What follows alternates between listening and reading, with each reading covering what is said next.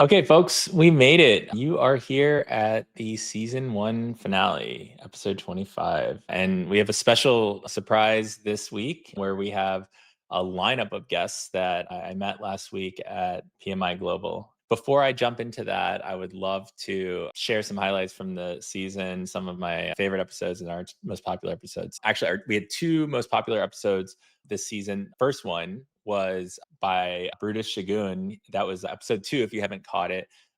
He talks to us about his journey becoming a project management consultant. Really fun episode. Really good friend of mine. Great to have him on. And then also episode 4 with AJ Castellucci. He's also a really good friend of mine. He runs services over at ClickUp, and he graced us with his presence and talked about his journey from consulting into the product space. Two really awesome episodes, and there are 22 other amazing episodes as well that are worth listening to if you haven't done so already. I would be remiss if I didn't talk about my number one favorite insight, which is like almost an impossible task because I learned so much this season. But there was one thing that has stuck with me. I keep repeating over and over again. From episode 19, Sabi Warwick, he was on the show and I asked him the simplest question. And most of the time, everyone's default was communication. But I just asked him, like, what is the most important skill of a project manager? He said something related to communication, but he said influence. Influence is the absolute number one most important skill of a project manager. And that stuck with me because he's 100% right. And he went one step further and he said there's actually 3 different types of influence. And I won't try to explain it because he did it better than I could ever do. But make sure you go back and listen to episode 19.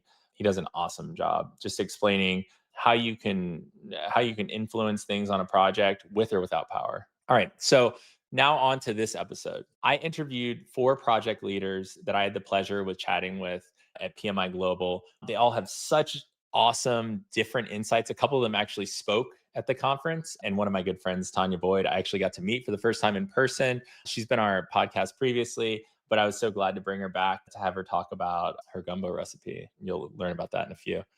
Aside from these amazing conversations and hallway ideation that I had, which was honestly the highlight of Global, there were a couple of sessions that really stood out to me. One of them was a keynote by Kim Scott, and it's really interesting. So Kim Scott, she wrote the book Radical Candor, and I actually saw almost this exact same talk a little bit over a year ago at Inbound. She's made some awesome updates to her talk, but it was very similar. But just hearing it in the context of PMI Global, I took 4 pages of notes. It was just such a really cool session to listen to.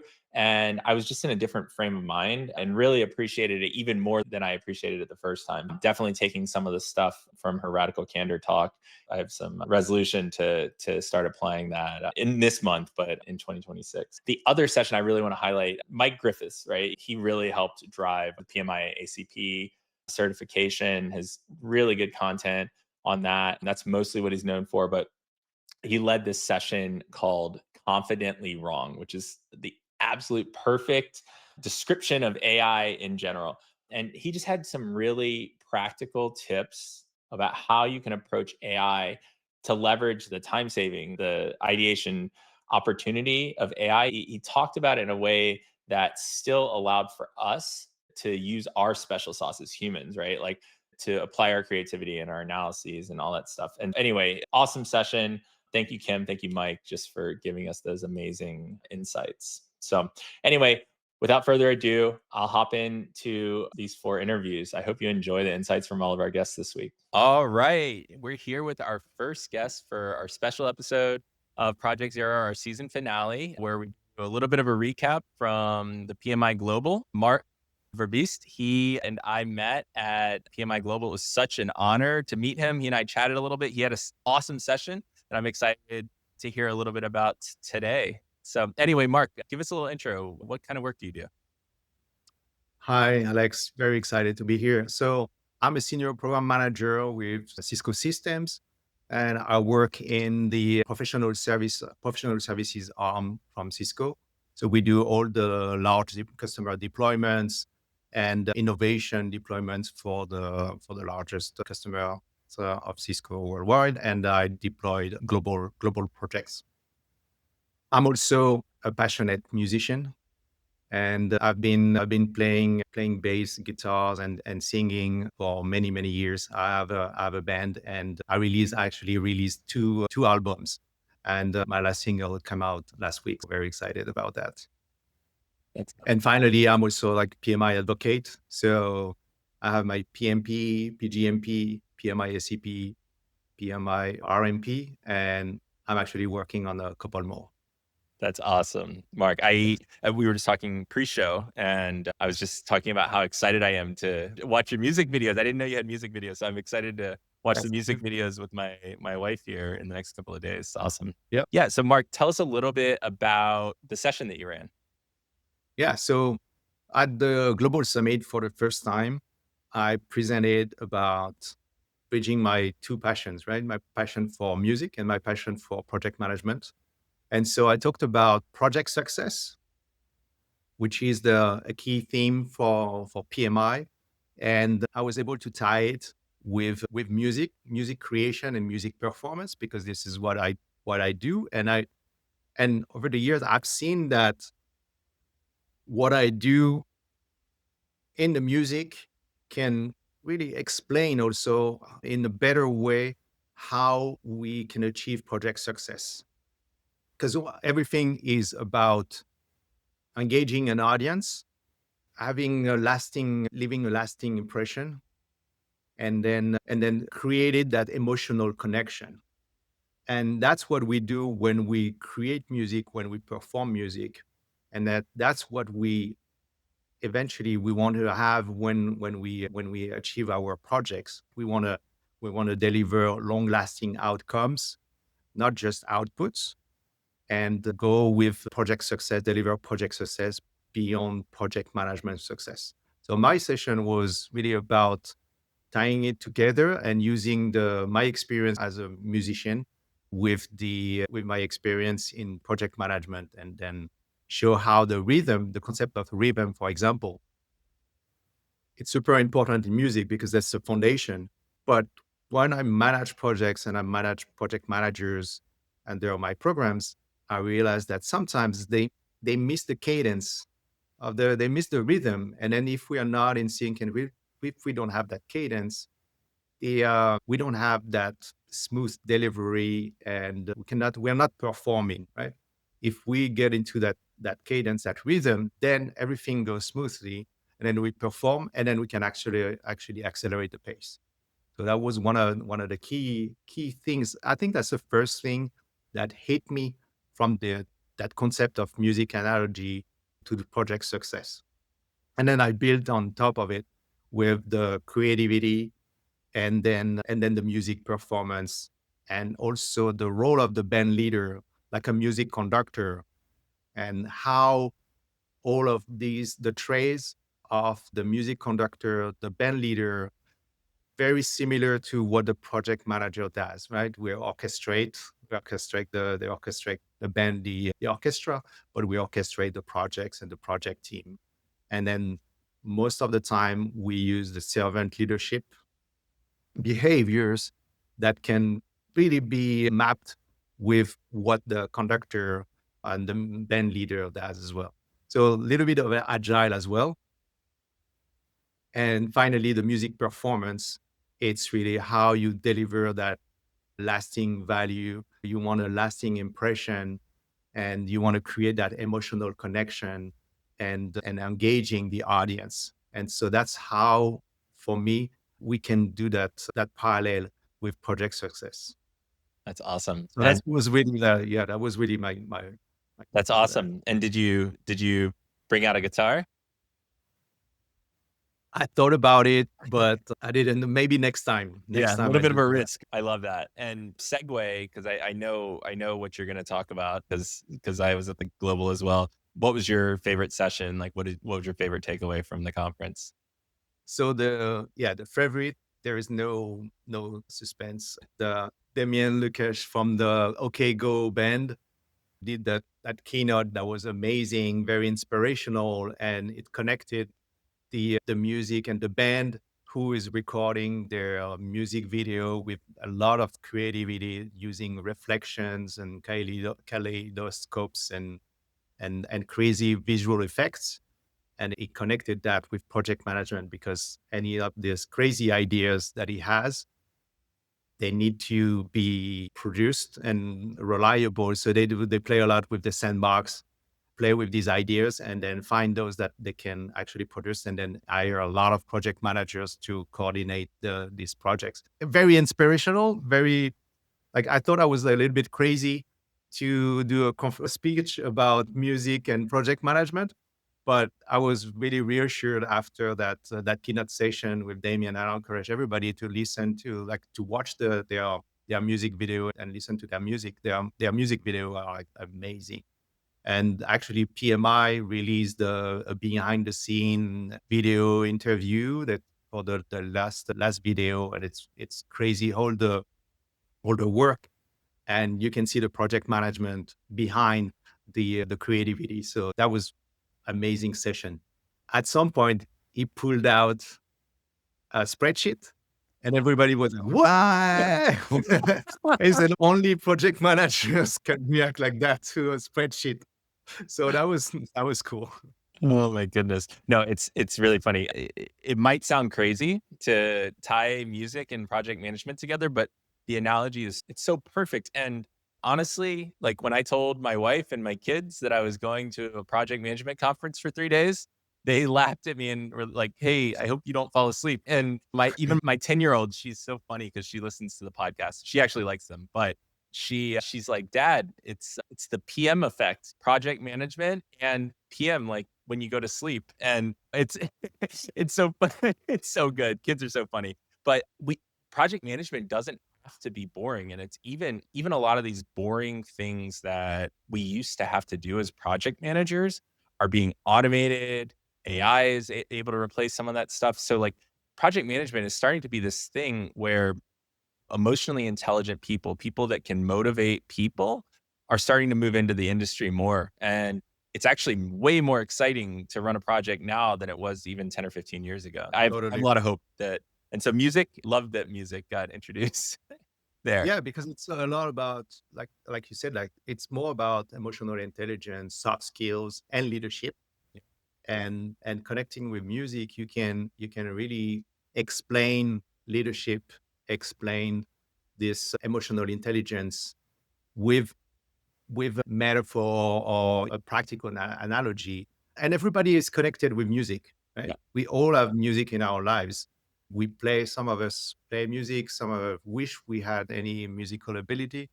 But we all love music, right? We have the soundtrack of our lives, right? That's why I'm so passionate, and I like to continue to share my music, and also share that connection between music and project management. Yeah, I love that. And musicians are so powerful with no power. And the power behind that is their ability to influence, right? And to lead without any power. So these folks, especially these mega musicians, they have millions of people that are obsessed with their music. And they have no actual managerial power over them, but they drive them forward, right? They influence them. And I just love that. I love the metaphor that music brings. I like Thanks for it. bringing that. Yeah. Taking note about it. Yeah. Power over power, Yeah. influence. Cool. So I love all of that stuff. I would love, we are called Project Zero. And I would be remiss if I didn't hear about your Project Zero, Mark. Where did it all start? How did you get involved in project management?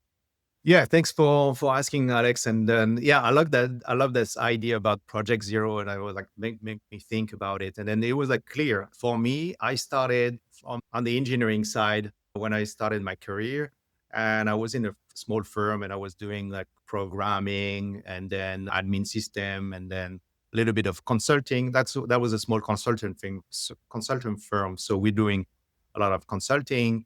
I was like a little bit of trainer, a little bit of project management. And when I did that project management assignment, I really realized that that's what I want to do, because I don't want to be a specialist. I want to be a generalist, and I want to be like a spider that had 8 legs, and then control everything and have a view on everything, and a central point. So I really loved that experience as being in project management. And then my next career move, I decided to go full in, get a formal project manager role. I got it. And then a couple of years later, I passed my PMP. And then that was like I was on wheels, right? And that I continued, and then I moved to Cisco. I've been 15 years in Cisco now, and always doing project and program management, and then now doing global programs. So it's been very rewarding, and then also very. I learned a lot. I learned a lot, and then when you're in project management, because you're not specialized on one thing, you're asked to do many different things. So that's what I love, and the variety of the projects. You do one projects with a bank, and then next day you work with a government. You go work with a retail. You go in pharmaceutical. Like it's so much, and many different people. So this is great. Yeah, this has Yeah, been it's a so great fun. journey. I love project management for that because every project is different, and especially as a project management consultant too, right? Like you do get to work with all of these different industries, and your projects may be similar, right? You have learnings from one project to the next, but they're always a new challenge, right? And so fun. So Yeah, fun.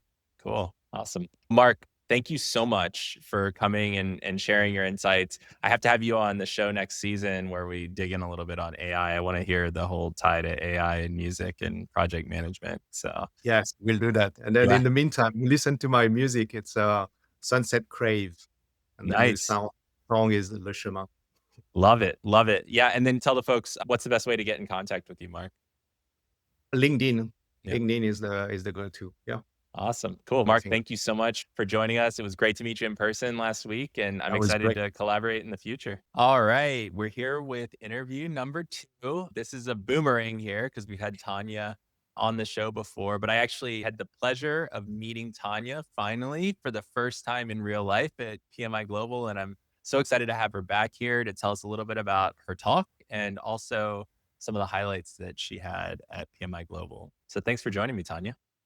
Thank you so much, Alex. That was awesome to finally, over 3 years of talking to one another, finally have the opportunity to meet in person. So definitely still getting in and settled from all of the energy from Global Summit. It was a very different year this year. Most of the time when I've gone to Global Summit, it was when I was involved with the PMI Baton Rouge chapter.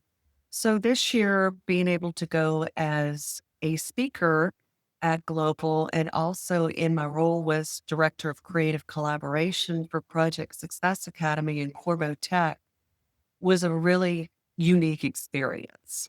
So That's so awesome. That's great. So tell us a little bit about the work that you do and what you're focused on at Project Success Academy. oh, it's a lot of different roles. What they say about project management, you wear a lot of different hats. So I'm going to have to think of something really, really literal to represent that in this role. But one of the main things that we do at Project Success Academy is we're an authorized training partner with PMI.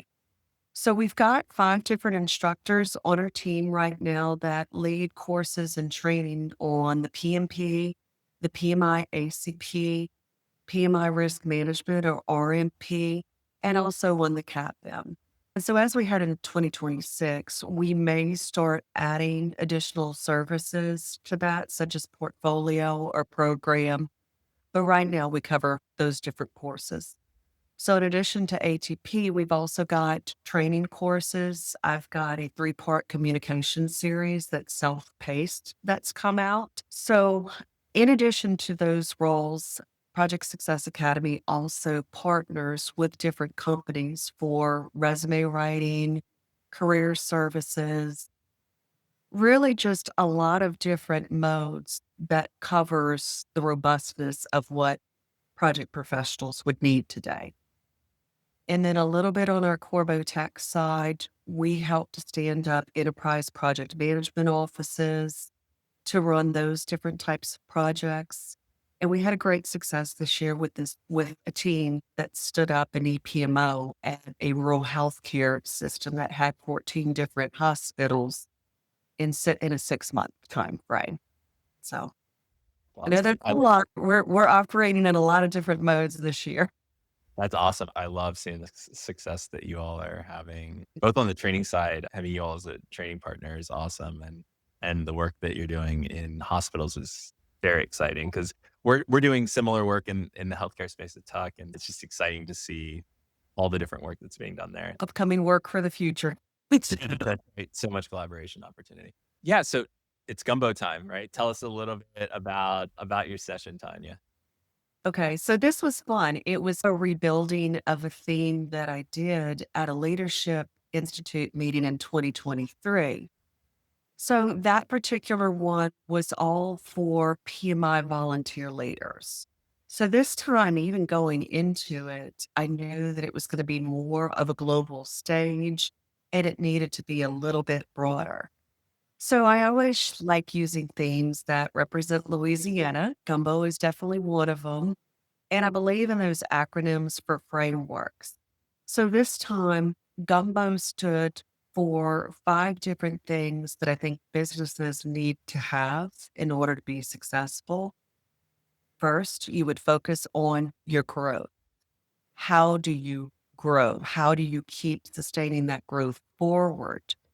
Then uniqueness, because I believe that if you're just doing what everybody else is doing, it's hard to stand out in project management and even business in general. And it needs branding strategy with. The M is for meaningful outcomes. So it's going away from just time, cost, and scope to more, we need to make sure that we're delivering value.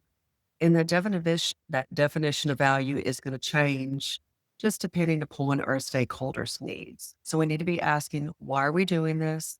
What is going to change afterwards? How do we measure actual success? Then the B in it was for belonging. And that just ties into the thought process that we need to be inclusive of everybody on our team from all different walks of life. And then the O was for ownership. A lot of times on teams, you have people that are silent, sitting off to the side, but only do as they're told. But as leaders, we need to find ways to involve all of our team members and have them take ownership so they can have a bit more pride in the results and the outcomes of the project. Yeah, I Big loved that framework. acronym. Loved it. I loved it. You said it in your presentation. I have this love-hate relationship with acronyms because I feel the same way. It sticks though. Like you remember stuff when you Right. put some letters in front of it and you have these mnemonic devices to remember Even things, right? studying for the PMP, I had to rearrange letters and words, and I had to take some of those concepts and create little stories in my head that I could associate them differently in a way that I could remember. So with learning, I've just always had to do that to get the learning to stick or to be catchy. It's almost a storyteller's journey. Yeah, I studied chemistry. I was in AP chemistry. I still remember my teacher saying Labiba Kanafni, which is lithium, beryllium, boron, carbon, nitrogen, oxygen, fluorine, neon. And like I still have that in my head. Like it's completely useless right now. But it sticks. We remember the most random things, or I know I do. Like I'll just wake up and it's just be a word association. So a lot of times when I'm doing presentations or training, I try to incorporate that in there in a variety of different teaching styles because not everybody is going to learn information the same way. And that's the challenge of it, just doing something that's got broad appeal that makes enough sense that you can contextualize it. What I loved about your session and several of the other sessions that I sat in on was project management can be really boring, right? Like if you make it boring, right? It can be Right. it can be boring if you make it boring, right? And Yeah. we need the boring parts of project management, but there's a lot of really fun stuff about it. And the thing that I think makes you want to be a project manager or me to be a project manager or these other folks that really excel in the field are you like the human aspects of things. And what I Yes. loved about your session and these others is your session was about project management, but it was more about project leadership. And I heard that language a lot at the Yeah. conference, like what can leadership do? And the whole belonging and ownership piece of your talk was it resonated with me so much. So I loved it. Thank you. Thank you. Yeah. And plug here, Tanya sent me an amazing gumbo recipe that I'm going to try on the other side of Thanksgiving, hopefully with some leftover chicken or turkey or something. We'll see if we can make it our own. I do that with turkey too. Sometimes I get frowned upon in Louisiana for that, but when they put that turkey on sale for like 29 cents a pound when you buy $30 at a place, That's right. it makes sense. So you can be really creative with gumbo, but just always knowing, like with project management, the most important part is the root. It is literally the base, which is the foundation for everything else that you build upon.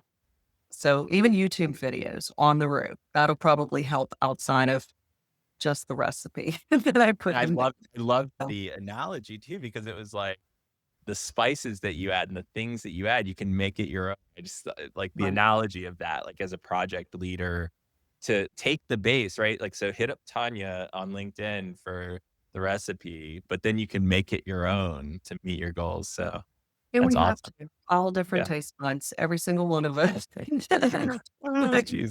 So Tanya, tell me one more question before we go. What were your favorite sessions? What were your favorite takeaways from Global this year? So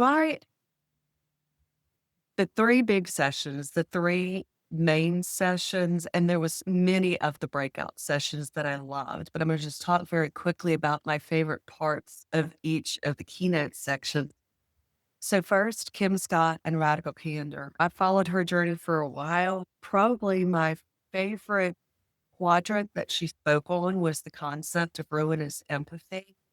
That was fascinating to me because I've done it. I'm guilty. Like there's been a lot of times that I've been so nice because I didn't want to hurt somebody's feelings. But her story of the one person that she worked with, if she had just been more honest and upfront with him about the areas that he needed to improve and the impact that he was having on the team, it might have prevented him from losing his job. It might have prevented that team resenting some of his behaviors. So conflict is very hard for a lot of us, and it's a learned behavior. I think most of our natural mode is not to argue, try to avoid conflict, but I've had to learn, don't, don't do that. Be truthful with people, manage up when you need to. It doesn't mean you're being a jerk. Sometimes it actually means that you care enough to give people truthful advice that can help their self-awareness and reflection. So I loved her. And then on the second day, Daniel Kulash of OK Go, his creativity and randomness is just my jam. Even the part where he was talking about his wife and the ficus tree and just the random thing, like he'd move his thumb around to see things differently or get a different vision. I don't know how to explain this to people, but when I'm doing my photography stuff and when I'm out in the swamps and photographing, especially blue herons or the moss or the sunlight coming through the moss or even the alligators, it's literally positioning myself to observe different angles that somebody else could be seeing the same thing, but they may not be catching that little detail of the dragonfly on top of the alligator's nose and seeing where the sun hits it. And as weird as that sounds, that is project management because it's creativity. It's everybody seeing a completely different perspective.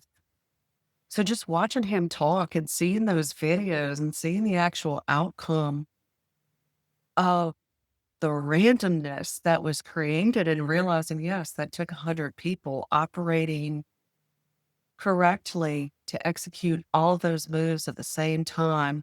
That was powerful. And then the last one, Jose Andres, just part of where I felt very, very, very connected to that story was when he really started talking about a lot of his origin point being Hurricane Katrina. So I lived that world. I graduated in English and journalism, worked in banking, worked in mortgage origination. But when Katrina happened, I was working in mortgage origination. A year later, Louisiana got the federal funds to help disperse to people who were impacted. And I wound up moving on to the Road Home Project, where I spent 8 years. And that was where I discovered my accidental journey as project manager. So him just talking about how he felt so compelled for that disaster and that specific tragedy to set him on his path to feed people and to use their local ingredients to feed more people, I was like, oh, this just hits home because, yeah, 8 years of my life was spent in that industry, helping people come back from disaster and having that little bit of belonging and humanity and normalcy in a world that was no longer normal. So all of them were amazing. And then other sessions, I got to see my coworker, Russell Parker, who's teaches our PMP and risk management, tell about his life lessons as being a Marine. I got to see Mike Roberts talk about being the first follower, that you don't always have to start off as the leader. Maybe you're just the outlier that jumps in and starts a movement, and then you inspire other people to get up and move. And then my friend Mate, who was talking about being real with your stakeholders and truly connecting with them.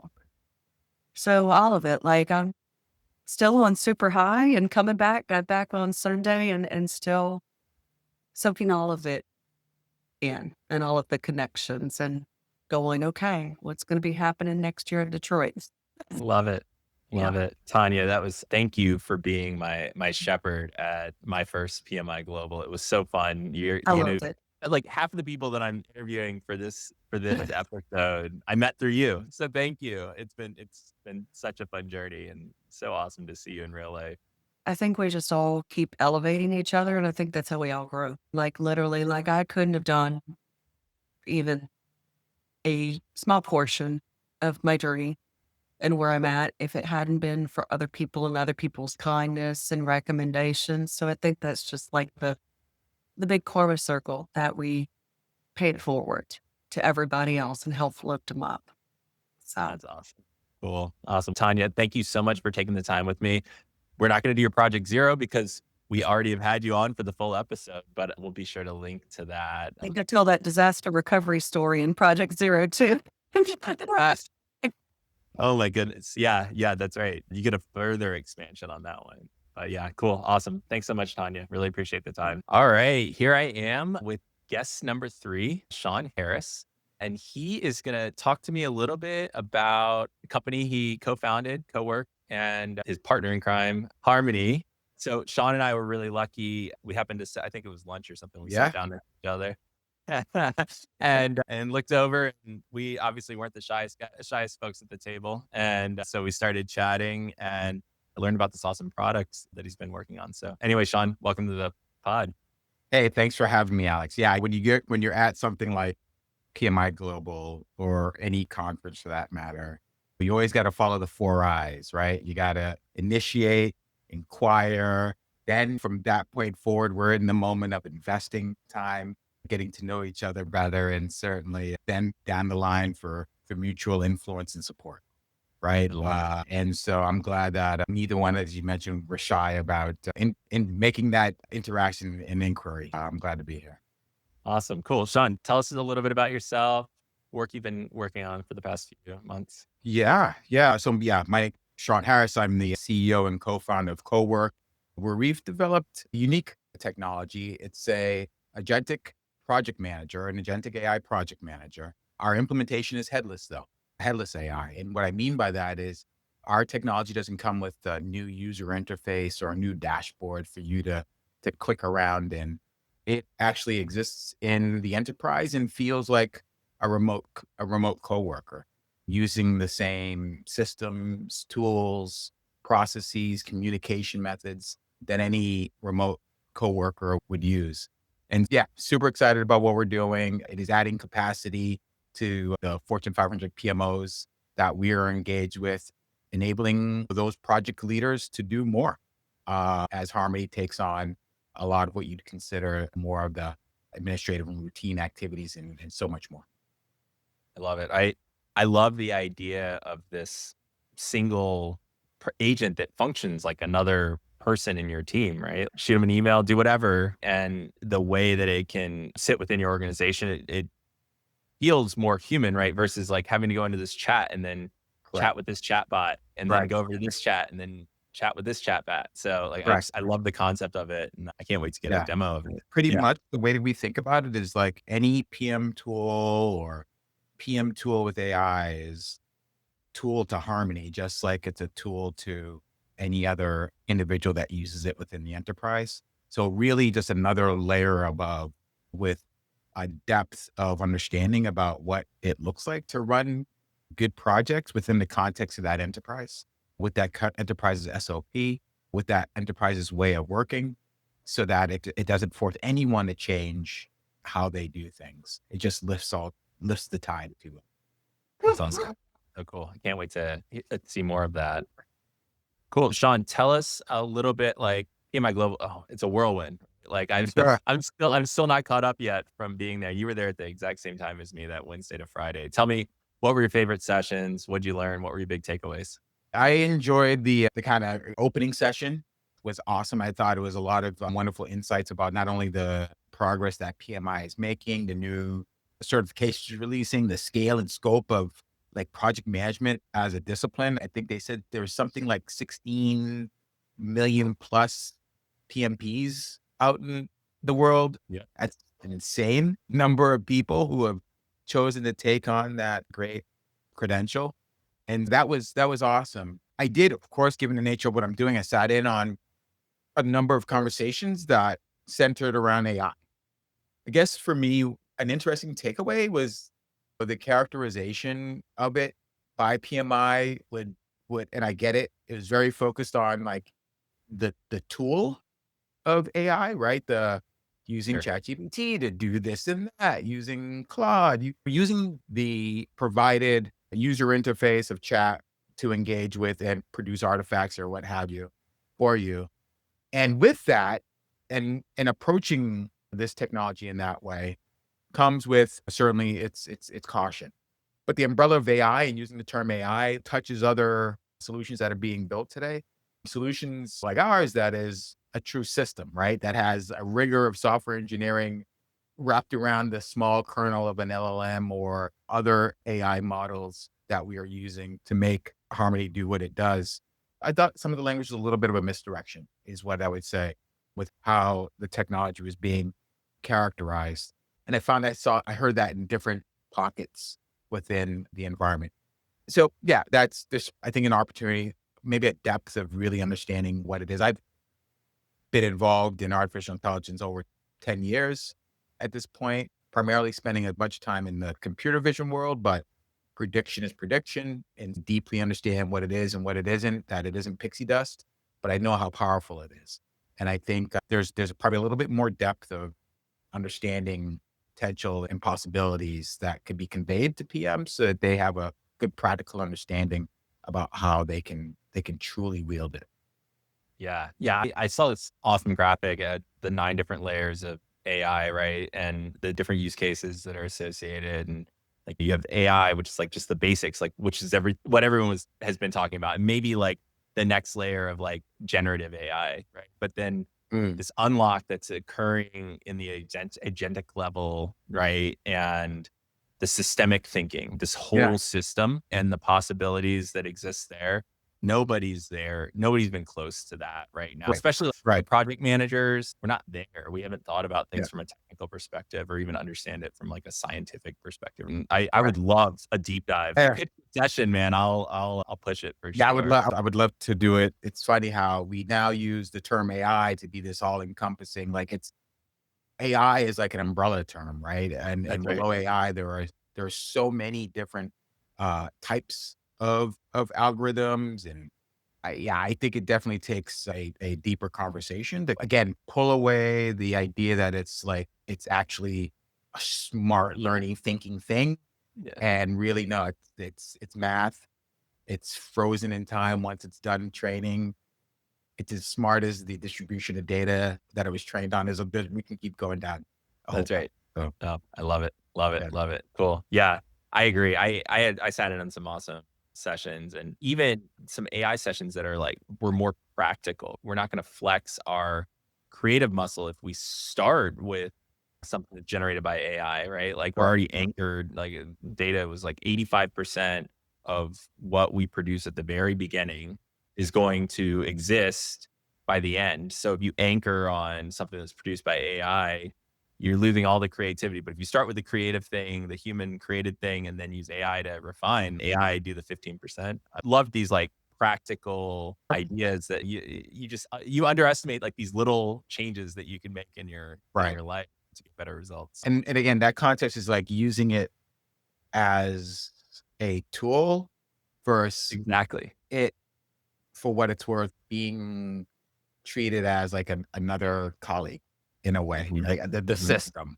of it. That's right. Treated as another colleague, where you wouldn't go like, I'm sorry, Jane, let me do 85% first, and then we'll get your feed. It's just it's a mind shift that Totally. that will need to happen. That is I'm happening. excited. Yeah. So, Excited. It's happening. It's happening. it's happening. Yeah. Cool. I need to hear about your projects there, that first project where things clicked for you, Shawn. Tell me about it. Yeah. Yeah. A project that kind of opened my eyes around the importance of good project management. It truly didn't happen until I had the opportunity to work in a consultancy for a little bit. And it was here that the importance of truly on time, on budget, scope control came to bear. Prior, I was in a large enterprise where I had a team, we executed projects. There was a little bit less rigor around time and scope and resources. But when you go into a consultancy, you impact the bottom line of the consultancy. And I'm gonna chalk that up as like my real project zero, because being a part of that, grounding me in truly exercising the deep practices of project management in order to successfully close out projects, drive them across the finish line based on what we had, as tightly as possible to what we had forecasted, was such an impactful thing for me. Before that, it was fuzzy. You get there, it becomes very concrete as to why project management is important when you're in an enterprise like that.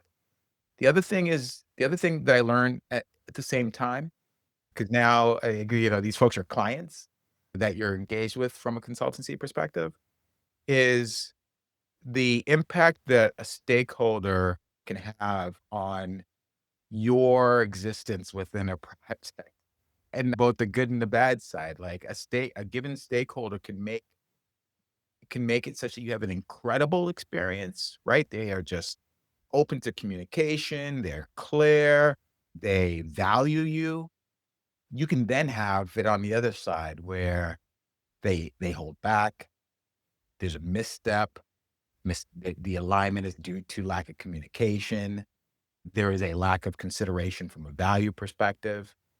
Stakeholders are effectively your boss. Like they can either make or break how you feel about the execution on a given project. And that was another one that came out as a part of my consulting experience as well. Yeah, the rigor of control on a project is one, and certainly the true value of managing and communicating and engaging with stakeholders for project success is the other.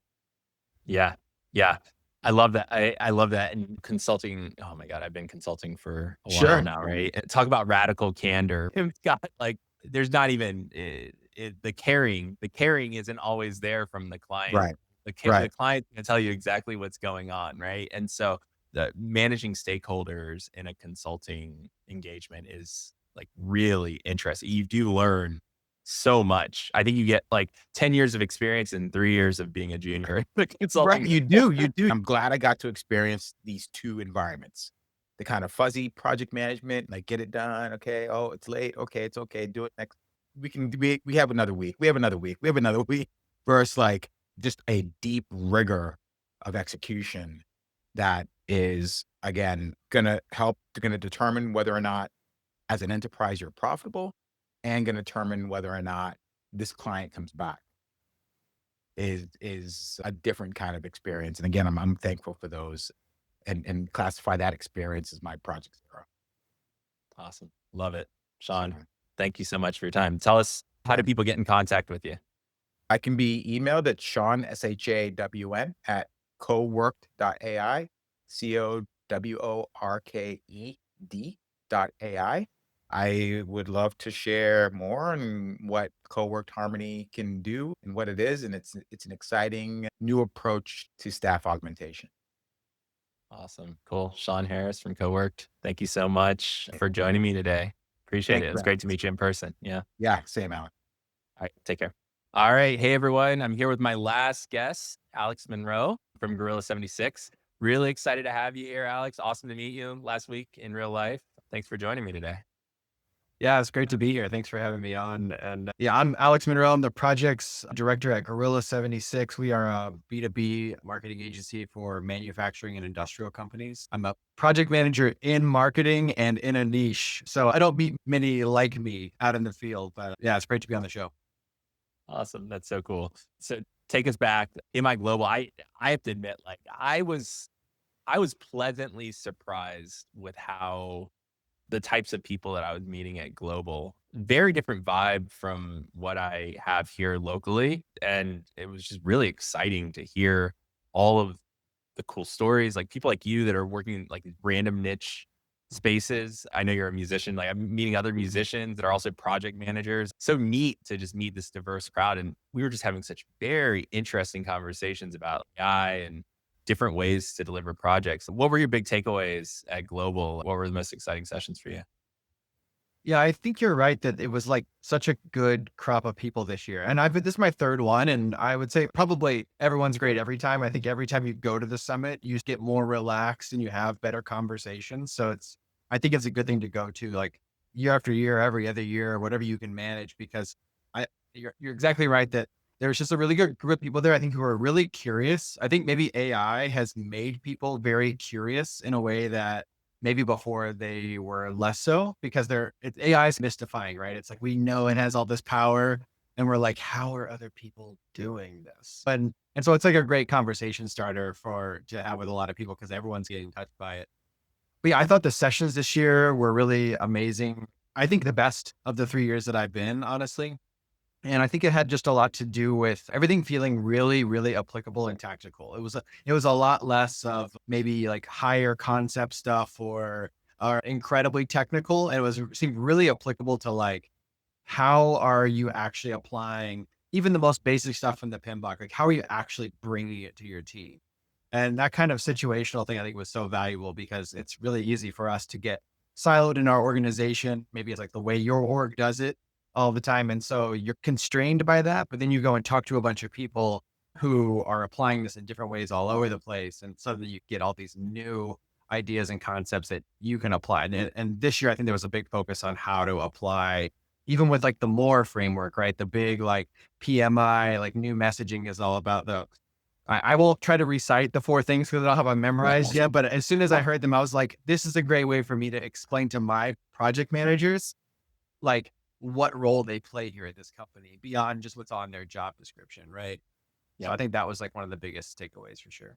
Yeah, it's so interesting because like I came back and I talked to my team and we're all like, I was like, no, they're pretty much like dumping the iron triangle. They're not saying that out loud per se, but like it's not about scope, schedule, budget as much as it is about like adding value.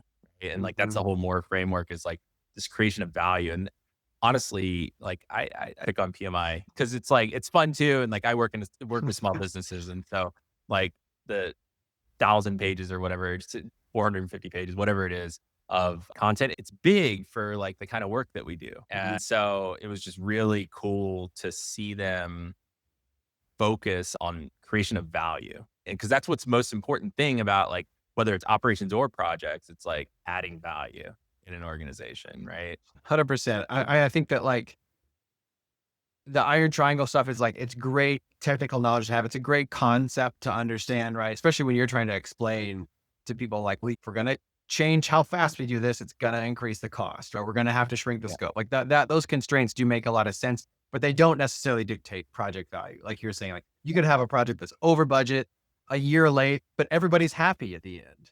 That's and right. So that project's not a failure. I think that's like a really clear takeaway and a really good thing to also bring back to your team. Like, we use these things, we capture these metrics, but there is this other component we have to remember. And maybe there is something we should be capturing about like project satisfaction that actually tells us how good of a job we're doing.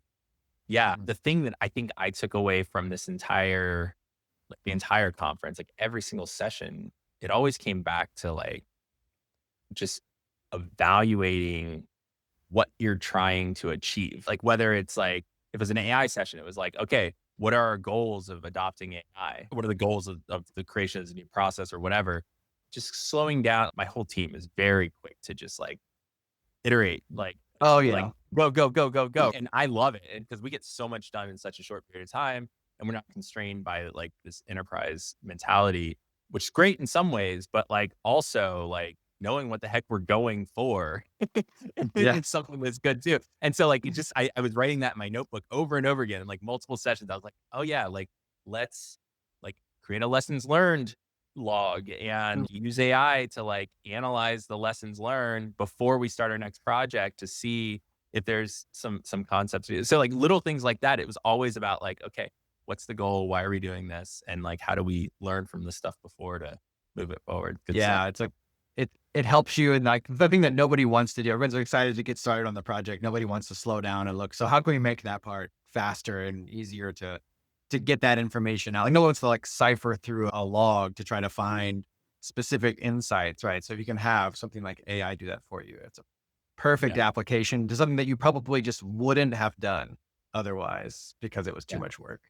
But to your point, Yeah, the practical stuff, right? The actual practical, like, okay, we stop being theoretical, right? Because that's the most frustrating thing for anyone that wants to go into project management. They're like, oh my God, everyone, like the test for the PMP was like the worst. It was the hardest test I've ever taken in my life. I feel like I'm a slam dunker when it comes to tests. Like I can memorize a bunch of stuff and spit it out, but I took 5th edition PMP test. And so that was hard. That was still 30% math. So I nailed that. But there was still 70% of this like theoretical stuff. And I was just like, I didn't like that squishiness. And so to just have like practical application of how you can use things in the PMBOK and like the more framework is so cool. It's so cool. I love it. Yeah. A great example of that. Like very few people are going to attend this conference and like realize something they've been doing differently in a Monte Carlo simulation that changes the way they, no, this is like not going to happen. But like what does move the needle, I think it like what I'm super excited to bring back to my team where we just did an agile transformation. I guess you can call it a transformation. We're only 35 people,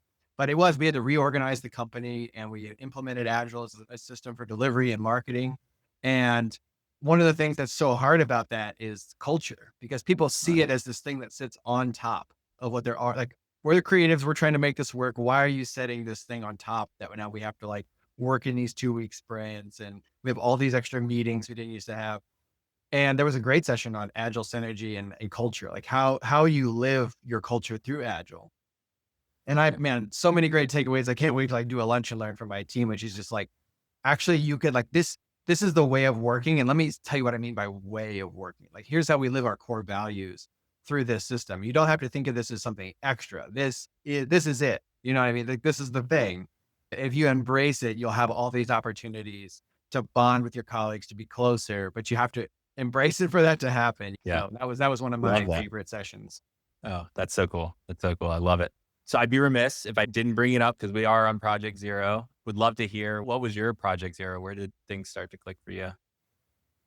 I started at this marketing agency as a project manager. It's my first real project management full-on job. I did some grants management prior to that. And I was a musician in my past life. So I'm like making this transformation, right? From doing music to like, okay, I need grants to do the music projects.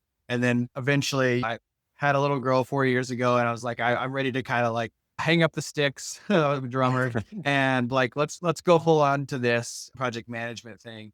And when I first got there, it was like, you have imposter syndrome. Here I am. These people all know they know what they're doing. They know how to like do these different ad campaigns and websites and whatever. But we get into the first website project, it's not going super well. And so they say, can you come in and try to help them get it moving again, whatever. And the first thing that clicked for me was like, it wasn't clear to the team who all the people were on the client side that needed to review the website. And I was like, oh, we need a stakeholder register. And also we need a RACI chart so that the client also knows like who's responsible for who should they be communicating with for the content specifically, or who should they be communicating with for the design aspect. There's all these different people on the team, right? But nobody kind of knew. And so the cycle of review was taking forever, right, to go through. And it was like, oh, wow. Like all that stuff I learned when I did a Google project management certificate first before I did the PMP, but all the stuff I learned, I was like, oh, it actually does work. It's not just something I did in a test. And I think that was the first time because that really got things moving from there. Now we do like full project charters for websites and we document all that stuff at the beginning. And it's like, wow, we did that. We are like, my team did that, I should say also, because there's a lot of them are bringing these ideas all the time, little pieces that we put together to make these. I love that. Love that so much. And so I love that concept of bringing the different tools in that are necessary coming from a bunch of different people. Those are the best teams by far. And to have a leader that's just going to listen to that is huge. Like, and figuring out how to incorporate all those things. I love that. That's like that is actually like a perfect Project Zero. You have all this humongous tool chest, right? And then you don't know what the heck to use, and you're just making it up. And then like when it works, you're like, oh my God, this is awesome. Exactly. And teams that are not project management focused, obviously they are initially like going to be resistant. If you don't have like the purpose lined up exactly, like it was a case where it was like so clear why we needed the thing. And then it was like, okay, if we want to implement this more in the future, like obviously like we should do that because that works so well. And so it made a resistant team a little less resistant in general to project management. The last thing I'll say about that is like the more framework, like to me, that was why I was like, oh, this is really important to explain to my project managers because they should understand that like what we did in that situation, that is the thing that they should be doing all the time. That is like the primary part of their job. It's like enable the team, find the thing that they're missing and help give it to them so that this project will go more smoothly. Yeah. I love that concept. And the thing I have been trying to get people to think about like a little bit more is just like, how do you become invisible as a project manager, right? The analogy is like, I actually heard some physicians talking about how technology is supposed to help me save time, right? The EMR got rolled out to every single hospital in America and every clinic. And that doesn't save anybody time. It makes more work for everybody, right? Or all the physicians. It's great for the client, right? It's awesome to have all that data there. No physician's going to disagree with that, but they were peddled this idea of saving time.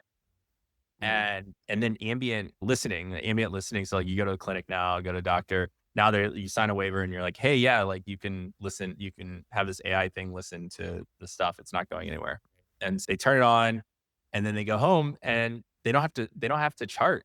Like the chart is already done. So they took something that would probably take 10, 15 minutes for every single patient that someone has to do like after work, after they have kids, put the kids to bed, they have to go back and chart or do it on the weekends. That's gone now, right? They still chart, but it takes like 30 seconds instead of like 10, 15 minutes and they can do it on time. But the analogy is like, it's invisible to them, right? It's only adding value. And I think when I heard that, I was like, wow, that's just like project management. Project management should be invisible to people, right? We should just exist to facilitate. And to your point, like about your transformation, it's like, it needs to be embodied. Like it needs to be part of the entire experience. It's not a layer. It's easier said than done, right? That's a cultural change, right? So. For sure. Yeah. There's almost a direct allegory to that, to like when you're in Agile and you're doing retrospectives to like, if you're not capturing the issue, like it takes a lot of work to continuously capture issues throughout a sprint, throughout the year, whatever. But if you use AI for that purpose, which is something we're looking at implementing now, like you can get to that retrospective. And as a project manager, you're like, AI captured this in all our transcripts. Here's all the issues it picked out. Let's pick the ones we want to talk about right now and maybe transform them into lessons learned. And then you're distilling, but you don't have to do all the work of documenting, and then throwing away most of it. You can let AI do that. You can just end up with like, what are the one or two things that we really want to share with other teams, the rest of the company that we learned? Interesting. Yeah, we're using ClickUp AI for some of that stuff right now. It's awesome. Like so we got an agent going, like it's summarizing like these long transcripts and just like putting it in the status report. It's amazing. So I love that you guys are thinking about that too. Yeah, it's good stuff. Cool. So Alex, how do people get in contact with you? Probably easiest way is just find me on LinkedIn. Alex Monroe there. That's probably the one way, right? Yeah. Unless you need some marketing services, in which case you can go to gorilla76.com, right? If you're a B2B manufacturing or industrial company. But otherwise, yeah, just message me on LinkedIn. I'm happy to chat about any of my other experiences at the conference or just anything project management, honestly. Awesome. Cool. Alex Monroe, thank you so much for joining me today. It was great. Very fun. Thank you, Alex. Glad to be here. All right, folks. I think that's a wrap. Thank you so much for hanging with us this entire season, whether this is your first episode or you listened to all 25 of them. I hope you enjoyed them. We'd love to hear what you did like and what you didn't like, and maybe any suggestions about what you might want to see next season. If you know anyone that might be a good guest that's a great project leader in their space, please send them to our website or send them to my LinkedIn, and encourage them to reach out and fill out an interest form if they go to projectzeropodcast.com. And if you want to be notified about when our first episode is going to hit, that'll happen right around the first, second week of January. But you can also sign up for our email digest. Every single week, you'll get an update of when the Project Zero podcast drops. So anyway, you can just go to projectzeropodcast.com, go to the bottom of the website, and you can sign up there. I hope you all have an amazing holiday season. I hope it's refreshing and encouraging, and you can spend time with your loved ones and friends. And we will catch you again in 2026. Thanks again for listening.